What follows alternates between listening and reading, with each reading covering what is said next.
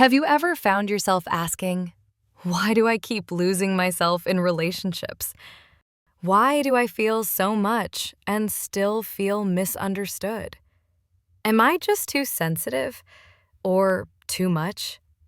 If you're a woman with ADHD and relationships often leave you exhausted, confused, or even heartbroken, you're not alone.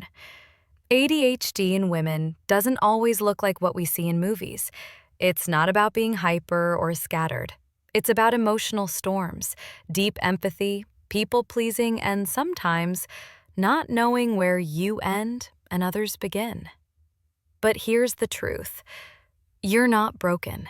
You were simply never taught how your unique brain and nervous system function in relationships. And that's what we'll explore together in this video, gently, step by step. Have you ever gone from love to panic in the same conversation? That's not you being dramatic. That's your nervous system feeling unsafe. Women with ADHD often experience emotional flooding, where a single argument, tone, or silence can trigger a spiral of thoughts and feelings. Instead of sharing what you need, you might freeze, or cry, or say something you don't mean. But here's the good news. You can learn to recognize when you're overwhelmed and soothe yourself before it escalates. When you feel emotionally flooded, pause and name the feeling. I feel overwhelmed. Ask, if this feeling had a color, what would it be? Imagine breathing in a calm color, like blue or green, and breathing out the intense one. Say to yourself, it's safe to slow down. This builds emotional safety inside your own body. You want to be present. You want to remember their stories, their needs, their feelings. But sometimes you forget. You zone out mid-conversation. You miss things and feel terrible later. This is not selfishness. It's how ADHD impacts working memory and focus during emotional conversations. And the shame? That part is learned, not earned.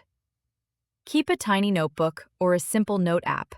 Use it to write down things your partner shares, what you want to remember, words you wish you'd said but forgot in the moment.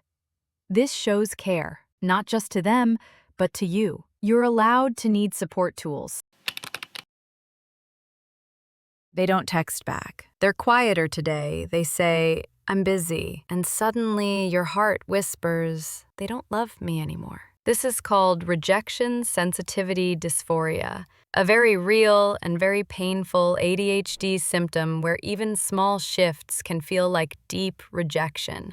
You're not needy. You're carrying wounds that need softness, not shame. Next time you feel rejected, write what happened. He didn't reply for 3 hours. Write what your brain is telling you. He's ignoring me. He's tired of me. Ask, what else could be true? Maybe he's overwhelmed. Maybe he needed space.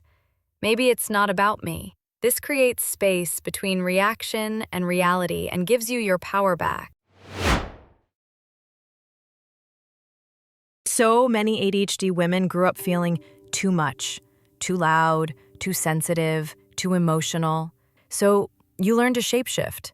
You became the good girl, the fixer, the one who gives and gives. And somewhere along the way, you forgot. You were allowed to take up space in a relationship.